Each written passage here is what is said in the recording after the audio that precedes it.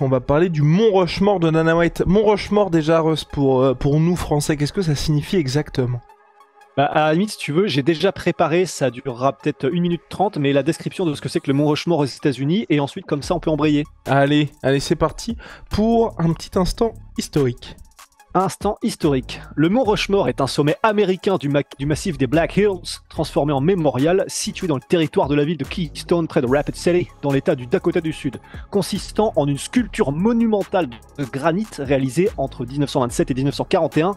Il retrace 150 ans de l'histoire des États-Unis. Les sculptures de Gutzon Borglum, hautes de 18 mètres, représentent 4 des présidents les plus marquants de l'histoire américaine des années 1770 aux années 1900. Il s'agit de gauche à droite de George Washington, Thomas Jefferson, Theodore Roosevelt et Abraham Lincoln. Et ce qui est important de dire par rapport à ce podcast, c'est que j'ai été donc sur le site pour voir exactement pourquoi est-ce qu'ils avaient été choisis tous les 4, et donc ça nous aidera à faire, à faire notre choix et à critiquer possiblement le choix de Dana White. C'est que c'est pas les 4 GOAT, en gros. C'est pas genre les meilleurs pound for pound de tous les temps.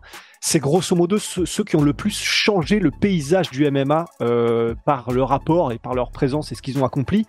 Parce que, en gros, George Washington, il a genre créé les États-Unis. Thomas Jefferson, il a acheté la Louisiane française et il a fait que les États-Unis sont devenus les États-Unis géographiquement. Après, Theodore Roosevelt, qu'est-ce qu'il a fait Ouais, bon, il a fait des trucs de ouf aussi. Et puis après, Abraham Lincoln, il a aboli l'esclavage. Il a fait des trucs incroyables qui ont marqué l'histoire des États-Unis. Donc en fait, c'est plutôt comme ça qu'il faut le voir. Là, c'est pas les 4 GOAT, c'est quels sont les 4 athlètes dans l'histoire de l'UFC, pas du MMA, mais dans l'UFC, parce que bon, voilà, qui ont vraiment tout changé quand ils sont arrivés, qu'il y a eu un avant, un après.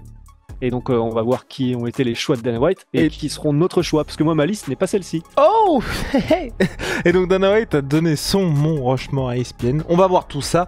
C'est parti. Générique. Et puis évidemment, Rust. Nous, à notre Mont Rochefort, il y a My Sweet Pea, My Sweet Protein. Puisqu'aujourd'hui seulement, il y a moins 15% en extra avec le code La Sueur sur tout My Sweet Pea. Donc ça monte jusqu'à moins 70% aujourd'hui seulement. Code La Sueur sur tout My Protein. En plus, on s'est même pas concerté d'avoir tous les deux que des fringues My Protein. Oui, non, c'est incroyable. Incroyable ce qui se passe. Comme à chaque fois. Soit.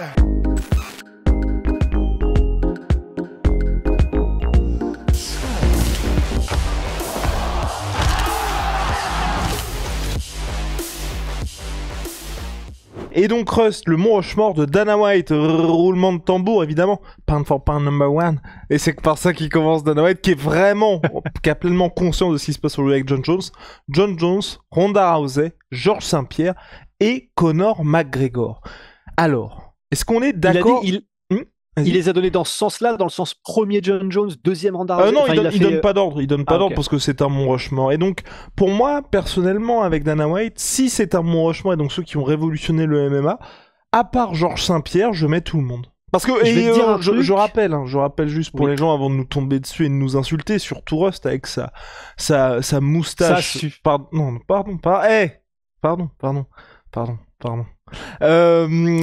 C'est que on parle bien du Mont Rushmore, donc comme l'a dit Rust, de ceux qui ont révolutionné, pas les GOAT. Là, on parle bien de ceux qui ont révolutionné le sport. Vas-y, Rust. Moi, je vais dire un truc là. Et je pense que après que j'aurai fait mon plaidoyer, mon argumentaire, tu vas être en mode excuse-moi, pardon, je te dois tout. Regarde, si je te dis Royce Gracie, est-ce que tu me dis pas que normalement il doit être dans le Mont Rushmore de l'UFC? C'est pour ça que j'ai dit qu'il n'y avait que Georges Saint-Pierre qui n'aurait pas dû y être, et c'est pour ça que j'aurais mis Royce Gracie. Oui. Ok. Parce que... Bon, dans ce cas-là, on est d'accord. Effectivement. Parce que quand même, il faut souligner, alors je crois qu'il y a sur le vrai Mont Rushmore, là, dans le Dakota, je crois qu'il y a le premier George Washington, parce que oui, c'était le premier même... en termes chronologiques, mais aussi parce que c'est celui qui est vraiment le plus important, en tout cas parce qu'il a créé les States. C'est pour ça que même si on fait pas un classement, je pense que le premier devrait être Royce Gracie, tout simplement, et un peu pour la même raison finalement que George Washington, le parallèle, mais c'est parce que vraiment, quand on entend parler les combattants aujourd'hui, mais pas forcément ceux d'aujourd'hui en mode Sean O'Malley et tout, mais disons ceux de la génération justement, Georges Saint-Pierre, Anderson Silva, John Jones, ça commençait à être un peu l'autre, mais il y a énormément des combattants de l'UFC qui l'ont été dans les années, par exemple 2010, qui ont été inspirés et qui se sont mis au MMA parce qu'ils ont vu des cassettes à l'époque, quand ils étaient petits, de Royce Gracie lors de l'UFC 1, 2 et 3, il me semble, où en gros, c'était tout le monde arrivait avec son art martial. Il y a des mecs qui étaient en kimono, des mecs qui étaient en gi de jiu-jitsu, des mecs qui étaient même avec un gant de boxe et une. Enfin, tu venais comme tu voulais, en fait. C'est vraiment comme un McDo, venez comme vous êtes. Et, en- et une fois qu'il a eu terminé les 3 premiers UFC en soumettant tout le monde, et que tout le monde s'est rendu compte que, ok, c'est quoi ce sport-là, le jiu-jitsu brésilien, où en gros, un mec qui fait 70 kilos tout mouillé arrive à battre absolument tout le monde, dont des monstres, etc. Et ça a donc révolutionné complètement le sport en lui-même. C'est-à-dire que avant au Japon, ils étaient déjà un peu plus loin, mais aux États-Unis, ça a révolutionné complètement la perception que les gens avaient de quel est le meilleur sport, qui gagnerait dans un combat sans règles, etc. Et rien que pour ça, parce que ce qui a suivi ensuite, tout le monde, en voyant Royce Gracie, s'est mis au jiu-jitsu brésilien et ça a amené un MMA plus complet et plus professionnel. Et c'était vraiment une entrée vers le MMA moderne tel qu'on le connaît aujourd'hui. Et tout ça, c'est avec la performance de Royce Gracie sur les premiers UFC. Donc c'est pour ça que pour moi, c'est le plus important sur ce Mont Rushmore. Et c'est toujours le GOAT de Georges Saint-Pierre d'ailleurs, Royce Gracie. C'est pour ça que pour moi aussi, hein, il mérite d'avoir sa place et je partage entièrement ton avis. Ensuite, John Jones, tout simplement parce que c'est le plus grand de tous les temps, quasi unanimement, hein, sinon ça se joue entre Georges Saint-Pierre, mais globalement, pourquoi les gens mettent Georges Saint-Pierre généralement à la place de John Jones, c'est que John Jones, il y a eu les frasques qui sont Sportive. extra sportif, merci beaucoup. Et puis les contrôles antidopage positifs. Mais sinon, globalement, en termes de performance, de règne, à chaque fois, les gens mettent John Jones au suite. Il n'y a pas le déclin non plus qu'a eu Anderson Silva, donc c'est d'où John Jones. Ronda Rousey aussi, on en parlait avec notre coach du Last Word, Jim Alexis, qui lui s'étonnait parce qu'il ne connaissait pas Ronda Rousey, a raison, parce que c'est vrai que si vous avez découvert le MMA globalement, en vrai, à partir de 2017, vous ne savez pas qui est Ronda Rousey. Et pourtant, c'est vrai que avant la déchéance que l'on connaît aujourd'hui, c'est vraiment quelqu'un d'extrêmement important pour le MMA féminin et j'ai même envie de dire MMA tout court. Bah oui, puisque si le MMA féminin aujourd'hui est à l'UFC, peut-être qu'il serait venu avec le temps, etc. Mais c'est uniquement grâce à Ronda Rousey, puisque de l'aveu même de Dana White, c'est par le star power et le fait que Ronda Rousey était une fille qui, en même temps, elle battait absolument tout le monde et elle les déchirait. Et à chaque fois, c'était en plus quasiment tout le temps avec le même, la clé de bras, la fameuse du judo, puisqu'elle a été olympienne, je crois, Ronda Rousey en judo. Médaille de Donc, bronze. oui, voilà, je n'osais pas le dire. Ouais, c'est sa médaille de bronze. Donc, elle arrachait tout le monde dans la cage. En même temps, c'était un peu ce qu'on appelle un peu une bad bitch, c'est-à-dire qu'elle était badass. En même temps, elle faisait des punchlines. Elle était, Ah, on lui aurait bien mis un petit coup, hein, on va pas se mentir. tu vois très bien ce que c'est qu'une bad bitch. C'est vraiment. Je vois pas du tout qu'est-ce que tu veux dire par là. Alors, je trouve que c'est très réducteur. Non mais les filles elles-mêmes disent, elles c'est une bad bitch, moi je suis pas une bad bitch, oui. Elles le disent. Hein. Ah d'accord, voilà. Oui, t'en connais, oui, regardez-le. Non, laisse-moi t'expliquer. Oui. Mais c'est vraiment ça, en gros c'est le Lévi-Strauss du Maine-et-Loire, putain. Non mais en gros c'est ça, et surtout qu'elle avait vraiment les performances sportives, donc elle avait ce côté un petit peu guerrière, badass, qui ne s'excuse pas d'être guerrière et badass, mais en même temps qui reste jolie et qui prend soin d'elle en dehors de la cage. Et voilà, et il y avait ce truc de, tu sais, c'était quoi avec les Kardashians où elle disait ne soyez pas une fille qui se couche pour réussir ou une meuf qui fait rien de sa vie pour réussir, tu sais, une do nothing bitch justement à l'époque. Et elle en avait fait des t-shirts et tout ça, je sais pas si tu te souviens. Non, mais pourquoi tu fais semblant ou quoi là? Non, je fais pas semblant, c'est juste chacun ses sujets sans trop d'intérêt. Bah, non mais dis donc, après peut-être que t'étais un peu jeune, peut-être à l'époque, oui, je sais pas. peut-être à l'époque. T'as changé, toi, t'as changé depuis. Non, parce que je me souviens juste de ce qui s'était passé à ce moment-là et ça faisait partie, tu vois.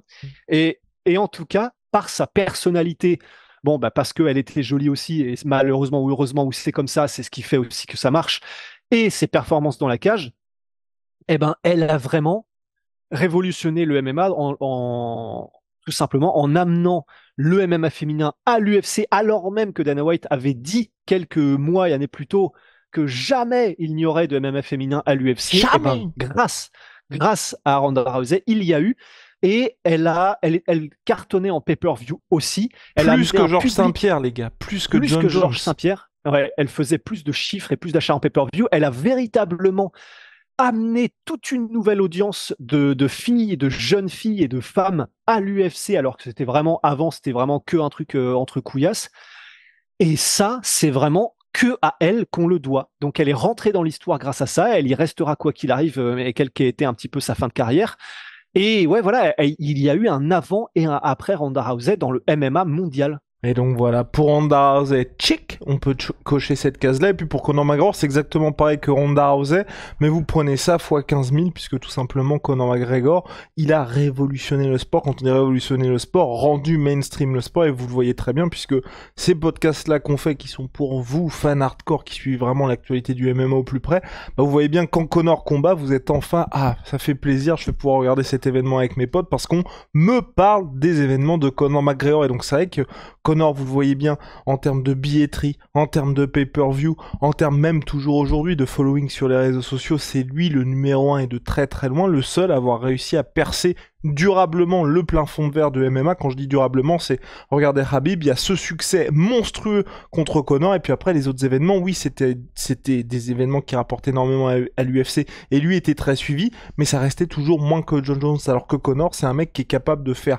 1 300 000 pay-per-view contre Donald Cerrone et de rapporter 500 000 abonnés ESPN Plus à l'UFC contre Donald Cerrone.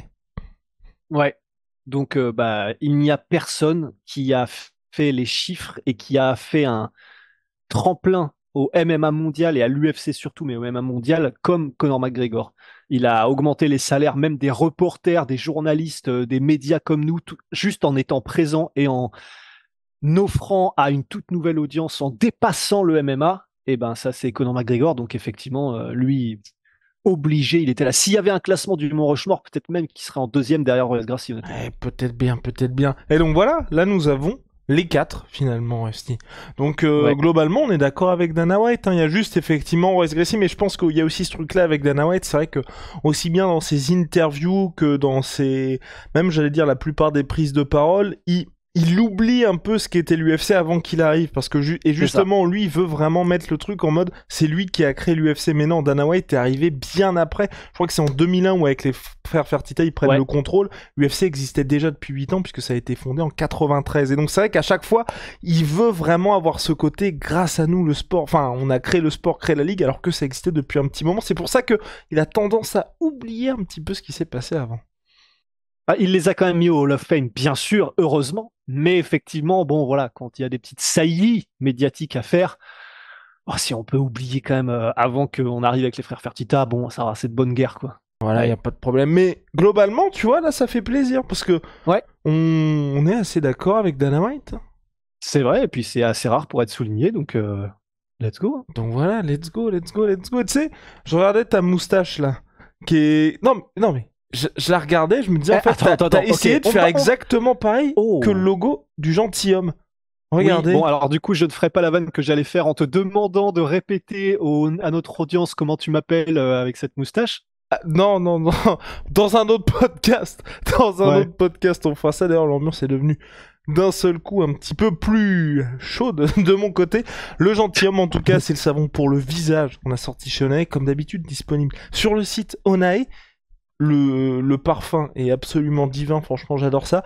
Et code la sueur 10, moins 10% sur tout Onae. Mais vraiment celui-là c'est un banger, et en plus tellement banger qu'on a sorti la version pour le corps. Mais vraiment celui-là sent tellement bon. Pour moi c'est avec le Black Argan, c'est les deux, c'est mes deux préférés. Bref, et puis que serait la sueur sans Holy Moly Birosti? Que serait la sueur sans... Rien. Holy Moly Révolution dans les boissons énergisantes, les gars, là vous avez les thés glacés, ils vont aussi des boissons de réhydratation et évidemment des boissons énergisantes et thé glacé. Ça c'était le thé glacé, putain je manque à tous mes devoirs. Mais ce qui rend Holy Moly tellement banger, c'est tous les arômes. C'est Rusty qui les a chez lui et qui vous les présente d'habitude, mais il y a une grosse collab j'en ai là. Voilà, avec un confiseur allemand, et franchement ça c'est délicieux. Code la sueur 5 pour votre première commande, moins 5 € si vous avez déjà commandé chez eux. Code la sueur 10, moins 10%. Le coach du La Sueur Gym, Alexis, en prend tous les matins avant de faire son entraînement et c'est pour ça qu'il fait des performances absolument exceptionnelles. Ça n'a rien à voir avec ses entraînements quotidiens, c'est uniquement grâce à Holy Moly. Oui. Donc vraiment n'hésitez pas. Allez, c'est